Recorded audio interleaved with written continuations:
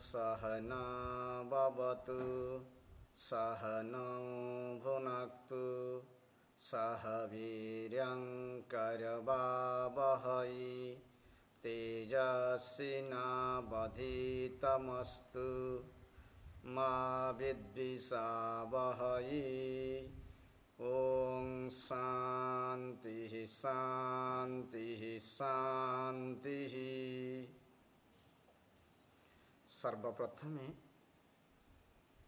मु जगतर नाथ श्री जगन्नाथ को प्रणाम करुछि तथा भक्तश्रेष्ठ अर्जुन को प्रणाम करुछि। क्रियायोग परंपरार समस्त गुरु मानन को प्रणाम करुछि। तत्सहित एठारे उपस्थित स्थूल रूपरे तथा सूक्ष्म रूपरे समस्त साधु संतों को मोर हृदय भरी प्रणाम करुछि तथा गीता प्रेमी समस्त भक्त वृंद को मोर साष्टांग दंडवत प्रणाम। आम्भे माने गीता सत्संग श्रवण करुछे। ये तालाबन जोगु भगवानकर अहेतुक कृपा जोगु आम्भ मानकु श्रीमद् भगवत गीतार अमृतमय वाणी को श्रवण करिया पाई कि चिंतन करिया पाई कि मनन करिया पाई कि सुजोग मिलिछि। किए जाने केते दिन पर्यंत ये श्वास आम्भ मानक शरीर रे रहिबो। शरीर होछि चल चंचल। आम्भे माने गतकाली श्रीमद् भगवत गीतांकर पंचम आउ षष्ठ श्लोक उपर आलोचना करथिले, सत्संग करथिले। वर्तमान आमे सप्तम अष्टम नवम श्लोक उपरे आलोचना करिबा। आपण माने कृपापूर्वक समस्ते श्रीमद् भगवत गीता को खोली दियंतु। द्वादश अध्यायर आमे पंचम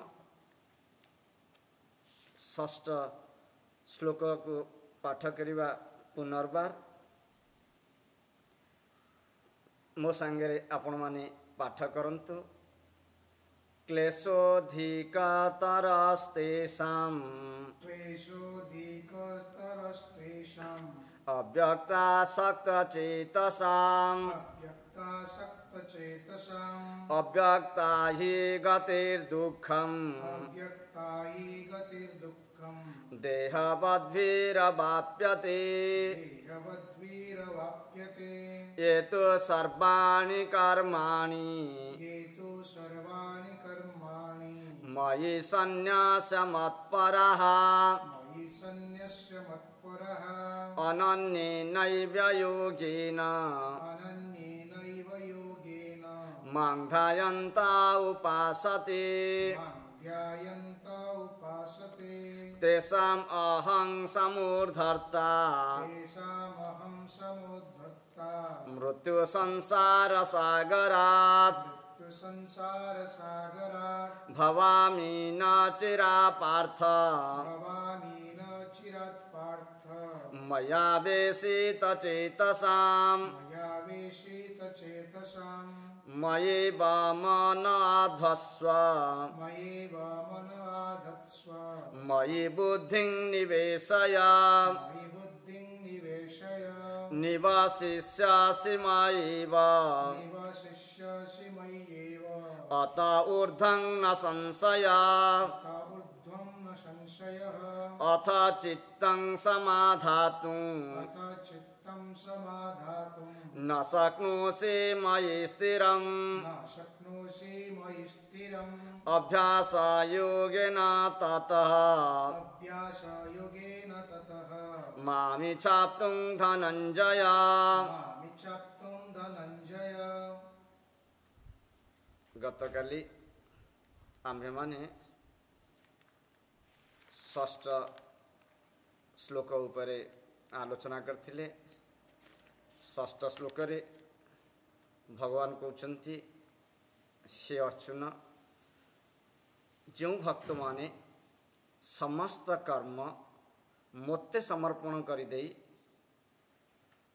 अनन्य चित्त होई मोते ही केवल ध्यान करती सेमाने मते प्राप्त करती बा सेमानंकर आत्मज्ञान लाभ हुए। एठी भगवान कहउछन्ति जो भक्त माने अनन्य चित्त होई करके समस्त कर्म को मयि सन्यास माने तांकु समर्पण कर दियंती, भगवान को समर्पण कर दियंती। आम माने आलोचना करिचे जे सन्यासी माने एठी त्याग नुहे, एठी सन्यासी माने एठी समर्पण करिबा, ताले सेही माने ही भगवान को प्राप्त करि जानती। समस्त कर्म को त्याग करिबा माने आम माने आलोचना करिचे कर्म तीन प्रकार, यथा क्रियमाण कर्म, संचित कर्म, प्रारब्ध कर्म। आमे क्रियमाण कर्म उपरे आलोचना करिचे। क्रियमाण कर्म होछि यथा आमको भोक लागिला, तुरंत आमे जाई करके किछि अन्न पाई नेले, किछि अन्न जो तुरंत पाई नेले तुरंत आमर भोक मरीगला बा खाद्यर इच्छा शांत हो गला, तुरंत आमको फल मिलगला। क्रियमाण कर्मर फल तुरंत मिलगला। जदि आमको शोष भी लगुच आमे पानी ग्लास टाइप पीदेले तुरंत आमर शोष मेंटीगला। एठी आमको आमर क्रियमाण कर्म तुरंत शांत हो गला। किछि कर्म अछंती जहाँ तुरंत शांत हेबे नाही, यथा जदि आपण परीक्षा देवाक जीवे ताले तुरंत आपन को फल मिलिबो नाही। 2 मास परे 3 मास परे परीक्षार फल प्रकाशित हेबो। आपन को 2 मास 3 मास अपेक्षा करिया पड़िबो। एठी कौन हैला ना से कर्म संचित होइकी रहिगला। प्रारब्ध कर्म कौन हैला ना जेतबे से संचित कर्म मैच्योर होई करके पाची करके फल देवा को आरंभ कला, सेतबे प्रारब्ध कर्म हो गला। आमर क्रियमाण कर्म करिवारे आमे ताकू करिबा कि न करिबा आम हाथ रे अछि, किंतु प्रारब्ध कर्म आम हाथ रे नाही। थरे प्रारब्ध कर्म फल देवा को आरंभ कर देले ता आम हाथ रे नाही। प्रारब्ध कर्म को केवल शांत करि परिबे गुरु भगवान का हाथ रे प्रारब्ध कर्म को शांत करिवार अछि, नले आम माने शांत करि परिबा नाही। तेणु समस्त कर्म को भगवान का ठारे समर्पण कर देले आमे माने ये 3 प्रकार कर्मरु अचिरे पार होइचिबा। ये कर्मर फल हमको प्राप्त हेबो नाही। आमे भगवान को जदि अनन्य भाव रे ध्यान करिबा ताले भगवान हमको प्राप्त होई जिवे।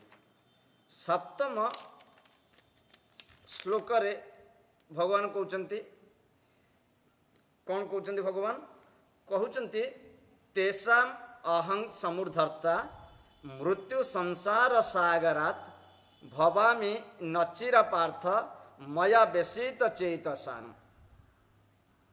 कहउचंती हे अर्जुन, आमे वर्तमान ताहार प्रति शब्दर अर्थ बुझिबा। तेषाम माने सेमानंकर, क्यों मानंकर ना जो माने तांकर समस्त कर्म को भगवान का पाखरे समर्पण कर देचंती। अहं माने मु, समुद्धर्ता माने उद्धार करता, मृत्यु संसार सागरात मृत्युमय संसार सागर भवामी माने मु हो जाए नचिरात अविलंबे पार्थ हे अर्जुन मई माने मोठारे आवेशित चेतसाम चित्त निवेश करिवा से भक्त मानकर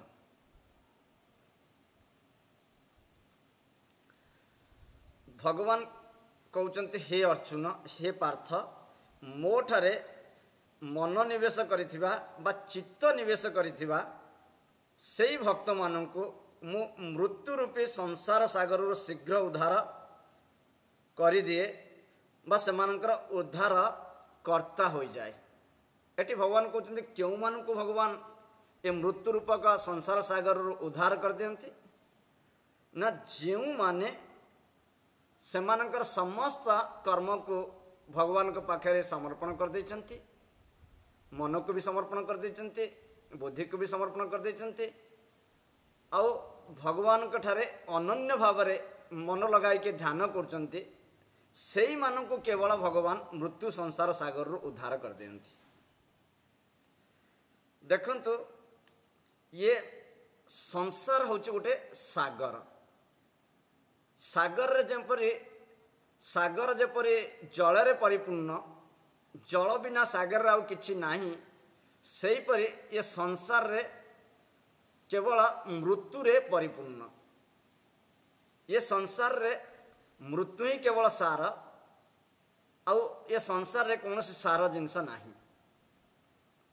साधक बा साधिका भूल बसत जदि भाबु थाए ए संसार रे किछि सार जिनस अछि किछि आनंद अछि किछि सुख अछि से सुख को बा आनंद को मु लाभ करिवि ताल से भूल बसत चिंता करछि ताल से गलत प्रेम रे रहि जाइछि।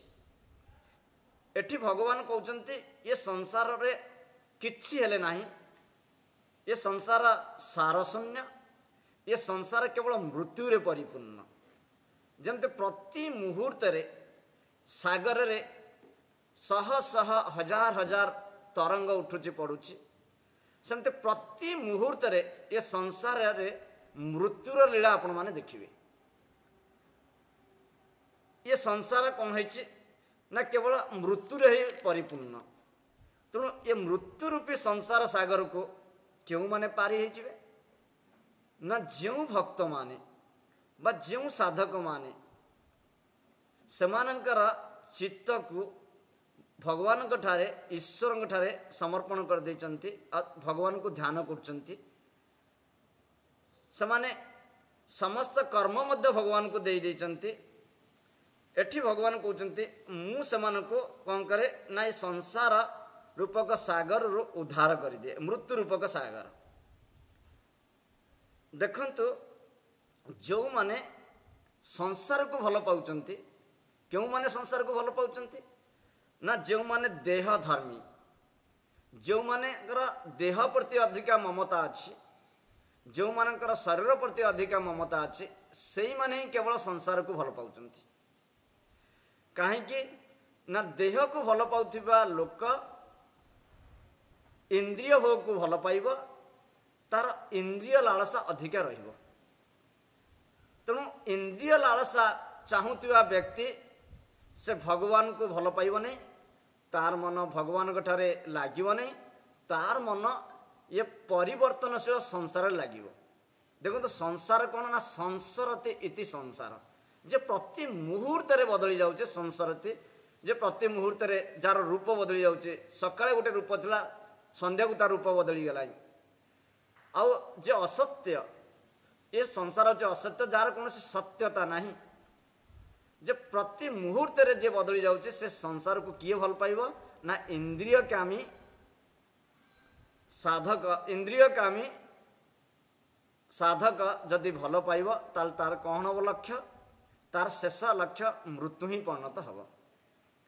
देखंतु भगवान शंकराचार्य जी सैया कहते जदि आपण संसार को भल पाइबे ताले कौन हम ना पुनरपि मरणम पुनरपि जननम पुनरपि जननी जठरे शयनम। से पुणी जन्म हम पुणी मर पुणी जन्म हम पुणी मर यही जन्म मृत्यु रूपक चक्र से छंदी हो से उद्धार पाई परिबो नहीं जो पर्यंत से संपूर्ण रूप से मन को भगवान को ठारे निवेश करना। ठीक सेमिति देखिए अष्टवक्र गीतार अष्टवक्र जे महाराज जनक को कहते हे तात मुक्ति मिच्छसी विषयान विषवत तेज। हे तात तुम्हें जदि मुक्ति चाहूच बा ब्रह्मज्ञान चाहूच ताले विषय को विष भलिया त्याग कर दियो, ए संसार को विष भलिया त्याग कर दियो। एठारे भगवान अत्यंत करुणा बसत होई करके अर्जुन को कहते हे अर्जुन जो भक्त माने तांकर समस्त कर्म को मोते समर्पण करदे अनन्य चित्त होई करके केवल मोर उपासना करती बा मोते ही ध्यान करती मु सेमानकु शीघ्र ये मृत्यु रूपी संसार सागर रु उद्धार कर दिए। वर्तमान आम माने 8 नंबर श्लोक को जीवा 8 नंबर श्लोक उपरे आलोचना करिबा। 8 नंबर श्लोक रे भगवान कहउचंती मये बा मन आधत्स्व मये बुद्धि निवेशय निवासिष्यासि मये बा अत ऊर्ध्वं न संशयः। मयि माने मोठारे एव माने ही मन माने मन आधत्स्व स्थापन करी मयि माने मोठारे बुद्धि माने बुद्धि निवेशय स्थापन करी निवासिष्यासि निवास करिब मयि माने मोठारे एव माने ही अत माने अत ऊर्ध्वं वर्तमान ठारू न संशय संदेह नहीं। एठी भगवान कहते हे अर्जुन मोठारे चित्त निवेश कर मोठारे बुद्धिवृत्ति लगाई दिया ताहले तुम्हें जे मृत्यु पर मोठारे ही निवास करिबा सेथिरे कौनसी संदेह नहीं। एठी भगवान कहते जो भक्त माने वर्तमान ठारू मोठारे निजर चित्त को निजर मन को निवेश कर दियंती मोठारे से माने तांकर समस्त बुद्धिवृत्ति को लगाई दियंती ताहले से माने मृत्यु पर मोठारे निवास करिवे एथिरे कौनसी संदेह नहीं। एठी भगवान कहते हे अर्जुन जो भक्त माने तांका मन को मोठारे लगाई देचंती। एबे देखंतु आम माने मन विषय पूर्व श्लोक रे आलोचना करछे जो भक्त माने तांका मन को मोठारे लगाई देबे। आम माने पूर्व श्लोक रे आलोचना करछे जे मन होची वृत्ति प्रवाह बा मन होची चिंतार प्रवाह। मनर विभिन्न संज्ञा विषय आम मैंने आलोचना करछे। मन होची संशयात्मिका मन मन संशय सृष्टि करिबा बारंबार जे ये संसार भोग को त्याग करी विश्व भोग को त्याग करी भगवान को ठारे मु मन को समर्पण करी कौन मु ये जोगरे सिद्धि लाभ करि परिबी भगवान को कौन ये जन्म मु प्राप्त करि परिबी। तेणु यही मन बारंबार आपण पाखे संशय छिड़ा करदेव। सेमती संस्कार समष्टि होची मन मन कौन हुए ना चित्तर सृष्टि हुए। मन साधारणतः चित्त को अनुसरण करे। चित्त माने मेमोरी आम भितर थिबा जो मेमोरी से मेमोरी को ही अनुसरण करे। मन होचे वासना समष्टि मन जन्म जन्मर वासना आम भितर डूबी करके रही। ये वासना ही कौन कर आमको ये जन्म मृत्यु चक्र रे पकाउछि आमको विश्व भोग आड़ को टाणुछि। मन होछि कौन ना सदा सर्वदा कामना रे परिपूर्ण। ये कामना युक्त मन कौन करछि ना आमको भगवान के ठारे लगाई देउ नाही बा भगवान के भक्ति रे आमको निमज्जित करने को देउ नाही। ये अस्थिर मन ही होचे समस्त दुखर कारण। तेणु प्रथम काम है आंभे माने किभली भाव में ये मन को स्थिर करदबा। मनर कारण होचंती कौन ना श्वास चंचल हेले मन चंचल हेब। जदि आपण ये श्वास को जदि स्थिर करदेवे क्रिया योग अभ्यास करके कि कौन सी प्रकार प्राणायाम अभ्यास करके कि केवल मात्र श्वास को लक्ष्य करके जदि श्वास उपर जदि दृष्टि देवे श्वास केमती जाऊँचे नासा भितर नासारंध्र भितर पुणी केमती आसुची जदि यह केवल दृष्टि भी देवे ताहले भी आपणकर मन स्थिर हो। कौन सी एक उपाय रे आपण जदि मन को स्थिर करदेवे ये स्थिर मन ही कौन हम ना भगवान के ठारे लगी जीव। आउ केमती मन को आपण माने स्थिर करि परिबे ना देख मन खाद्यर सृष्टि होइछि। तेणु जदि आपण सात्विक खाद्य खाइबे तामसिक राजसिक खाद्य खाइबे नाही आपण चेष्टा करिवे मु सात्विक खाद्य सदा सर्वदा सेवन करिवि ताले जेहेतु मन खाद्यर सृष्टि होइछि मन स्थिर होइजिवो। आउ गोटे कारण रहिला जो कारण रे मन को स्थिर करिवे ताहला आपण सदा सर्वदा कौन सी काम रे मन को व्यस्त रखिवे। सेतिपैं कि संत माने कहते व्यस्त रहो मस्त रहो। सदा सर्वदा निज को व्यस्त रख व्यस्त रखिले तुम्हें मस्त रहिबो आनंद रे रहिबो। आउ मध्य जदि आपण निज को समस्त पाखरे नमन करदेवे जहाँ को देखिए ताको राम राम कहे ता पाखे टिके झुकी जीवे ताल निजर अहंकार कौन हम ना शिथिल हो आपणकर मन शुद्ध हो मन मनर चंचलता दूर हो। भगवान ठारे टिके गभीर विश्वास रखिए ताल मन शांत हो। शेष मु आपण मन कहूँ मन शांत करिवार सरल उपाय है कहार दोष प्रति दृष्टि दियो नहीं समस्तंकर दोष प्रति उदासीन हो जाओ। सेमते बुद्धि कौन एटी भगवान कहते जे जे मो ठारे कौन करिबा ना निजर मन आ बुद्धि को निवेश करदबा। आम माने आलोचना करचे बुद्धि कौन ना बुद्धि है निश्चय आत्मिका बुद्धि।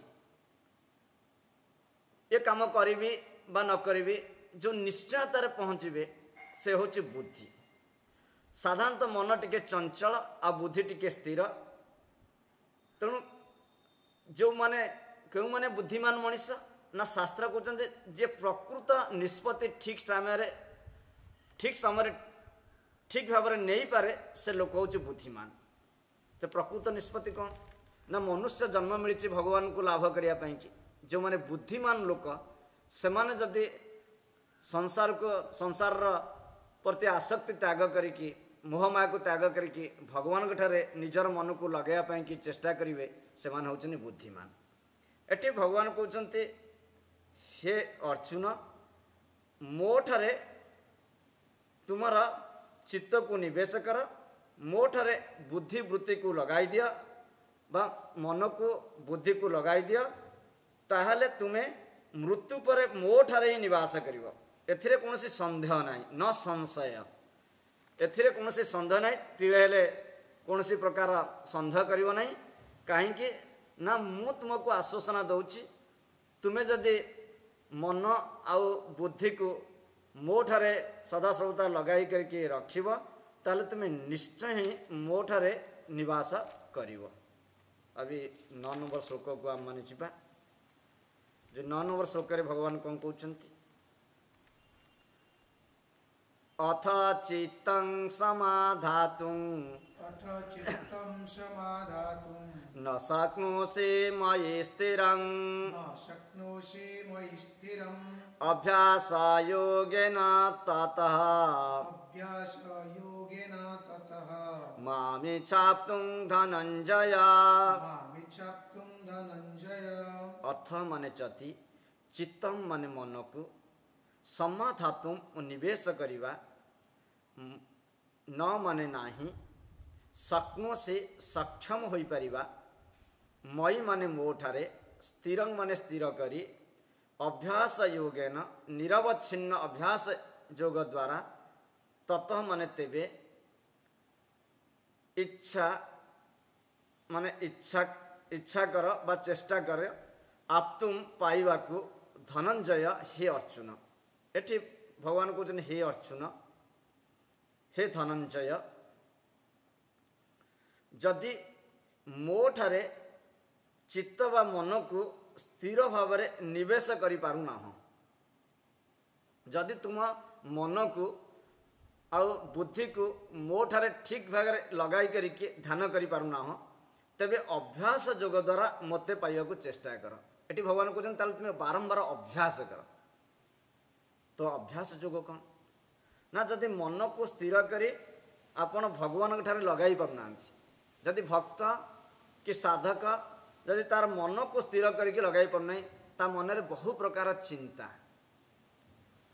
अहर चिंतार ता मन घांटी हो जाउछि ता मन एणे तेणे दौड़ी जाउछि तार मन बहिर्मुखी हो जाउछि ये बहिर्मुखी मन विश्व जगत आड़ को दौड़ी जाउछि सेते बेले कौन करिवो ना से मन को बुझे सुझे करके पुणी कौन करिवो ना तार ध्येय से आत्मा का आड़ को नहीं आसीबो भगवान आड़ को नहीं आसीबो आत्मा अभिमुखी करिवो यह होछि अभ्यास अभ्यास है कौन ना मन को बारंबार बुझे करके पुणी भगवान के ठारे लगाई देबा ही होछि अभ्यास एठे भगवान कहते हे अर्जुन साधक तार अबुझा मन को बारंबार बुझाई करके तार ध्येय ठारे लगाई देबा को कहा जाउछि अभ्यास सेतिपई कि राम प्रसाद जी गाउथिले देखो मजलो आमार मन भ्रमरा सामा पद नीलकमले विश्व मधु तुच्छ हलो बोले मजलो आमार मन भ्रमरा ये मन तो ये विश्व मधु को तुच्छ कर दे तुच्छ करके मार चरण रे ये नील चरण रे कौन करे मार पाद रे तू तोर मन को लगाई दे मन को बारंबार बुझा पड़ो बारंबार कहवाक पड़ो ये संसार रे कौन से रस नहीं तेणु ये रसहीन संसार आड़ को तो दौड़ुछु कहीं प्रथमे जदिओ तते भल लगुच कौन से रस थिबार जना पड़ुछि बा सुखकर बोध होउछि किंतु भविष्यत रे ये संसार तो पाई के मृत्युर कारण हो जिवो ये मृत्यु रूपक संसार ये मृत्यु रूपक संसार रो तो चलिया तो मन को बारंबार बाहर को जीवा को आपण कौन करेंगे ताकू रोकिबे ताकू फेरे आनिबे जोगी मानक मतरे जो पर्यंत मन सहस्रारे स्थिर न होइछि ये तल चक्र उठी करके ऊपर को जाई नाही से पर्यंत कौन हम ना मन ईश्वर ठारे लगी पारिबो नाही तेणु बारंबार अभ्यास करिया पड़िबो आम माने आलोचना करछे तले 5टा चक्र अच्छी मूलाधार चक्र अच्छी स्वाधिष्ठान अच्छी मणिपुर अच्छी अनाहत चक्र अच्छी हृदय रे कंठ रे विशुद्ध चक्र अच्छी ये पंच चक्र रे मन सदा सर्वदा घूरी बुले मन को ये पंच चक्र होची समस्त संसार ये 5 चक्र भीतर अच्छी ये पंच चक्र रे घूरी बुलवा को मन को आनंद मिले बा रस मिले ऊपर जो 2 चक्र अच्छे आज्ञा चक्र सहस्त्र चक्र अच्छे से होची भगवान का राज्य से भगवान का राज्य को प्राय जाए ना तेणु बारंबार कौन करेंगे ना ये मूलाधार चक्र मन को उठाई करके सहस्रार को जीवे सहस्रार पुणी मूलाधार को सहस्रार को जीवे या को बारंबार सहस्रार मूलाधार रु सहस्रा यही भाव में मन को बारंबार ऊपर को तल को ऊपर को उठाइबा होची अभ्यास एठी आउ कौन करेंगे ना जोगी माने कहते ध्यान करने समय दिव्य ध्वनि दिव्य कंपन दिव्य ज्योति दर्शन हुए तेणु बारंबार से अनाहत ध्वनि दिव्य ध्वनि होचे अनाहत ध्वनि शास्त्र रे 9 ରୁ 12 प्रकार दिव्य ध्वनि अच्छी मधुपर गुंजन ध्वनि मधुमक्षीर गुणुगुण ध्वनि रात्रि रे झिंकारी गर्जन भलिया ध्वनि, मेघ गर्जन भलिया ध्वनि, समुद्र गर्जन भलिया ध्वनि, पवन बहुची पवनर बहुथिया भलिया ध्वनि, घंटार नाद, शंकर नाद, वेणु नाद, बंशी नाद भली विभिन्न प्रकार ध्वनि अच्छी। 9 ରୁ 12 प्रकार दिव्य ध्वनि अच्छी। साधक जितेबाला ध्यान करके बसब तार मन को से दिव्य ध्वनि रे लगे देवाई चेष्टा करिवो। से दिव्य ध्वनि को जेते शुणिबे सेते मन शांत हो। आपण कौन करेंगे राति रे शोइचंती तकिया को कान तले दे करके से दिव्य ध्वनि श्रवण करने चेष्टा करेंगे। जेते से दिव्य ध्वनि को श्रवण करेंगे मन कौन करिवो ना बहिर्मुखता तार छाड़ीदेव। चंचल मन धीरे धीरे अंतर्मुखी हो और भीतर को चली आस। तेणु से दिव्य ध्वनि जिते मन देवे आपण मन शांत होमती। पतंजलि मुनि कहते तत्र स्थित जत्न अभ्यास सेठारे रहिबाकु हेले बा से सहस्रार बिंदु रे रहिबाकु हेले बा से ब्रह्म रे रहिबाकु हेले बा आत्मा रे रहिबाकु हेले आपण को जत्नर सहित अत्यंत जत्नर सहित बारंबार अभ्यास करिया को पड़िबो। अभ्यास न कले हबो नै, बारंबार चेष्टा करिया को पड़िबो। आमर गुरुदेव कहते गतानुगतिक पंथारे ध्यान कले किछि हबो नै। सकाळु टिके बसिगले, संध्या बेले टिके बसिगले घंटाटे, खरा बेले टिके आधा घंटा बसिगले, कहबे गुरुदेव तो कहते 3 थर ध्यान करिबो। टिके टिके बसिगले कि प्रार्थना करदेले, टिके जप करदेले, से गतानुगतिक पंथारे ध्यान कले कौनसी किछि हबो नै। आपण जदि भगवान को आत्मा को पाइबा को चाहूचंती ताले आपण कौन करिवे ना बारंबार अभ्यास करिवे। 24 घंटा कौन करिवे ना आपणकर लक्ष्य रे मन को स्थिर करिया पई चाहिए। जदि 24 घंटा आपणक मन को लक्ष्य रे स्थिर करिया पई के चाहिए नाही, अभ्यास करिवे नाही, ताले हबो नाही। ये पार्ट टाइम अभ्यास नुहे, ये होची संपूर्ण कौन होची ना 24 घंटार अभ्यास। तेणु सत्तु दीर्घकाल नैरंतर सत्कार सवित दृढ़भूमि आपको पाइबा हेले धैर्यर सहित आपण को दीर्घकाल पर्यंत अभ्यास करिया को पड़िबो। तेणु प्रति श्वास को लक्ष्य रखिए, अभ्यास करेंगे। प्रति श्वास रे से भगवान को अनुभव करेंगे। दिन सारा काम करेंगे, प्रति काम रे से भगवान को अभ्यास करिया को भगवान को पाइबा को चेष्टा करेंगे बा अभ्यास करिया को चेष्टा करेंगे। तेणु भगवान कहते हे अर्जुन, जदि मो ठारे चित्त बा मन को तुम्हें स्थिर भाव में निवेश कर पारना तुम्हें बारंबार कौन कर ना अभ्यास कर। जहाँ तुम गुरुंग ठारू शिखिछ बा साधना शिखिछ ताको बारंबार अभ्यास कर। ये अभ्यास द्वारा तुम्हें कौन कर ना मते अचिरे प्राप्त करि पारिबो। आज आम माने कर समय हो गलानी। आम माने सारा विश्वर हित पाई कि कोरोना भयरु मुक्ति पाई कि प्रार्थना करिबा समस्ते। ओम सर्वे भवन्तु सुखिनः, सर्वे सन्तु निरामयाः, सर्वे भद्राणि पश्यन्तु, मा कश्चित् दुःखभाग् भवेत्। ओम शांति शांति शांति। धन्यवाद।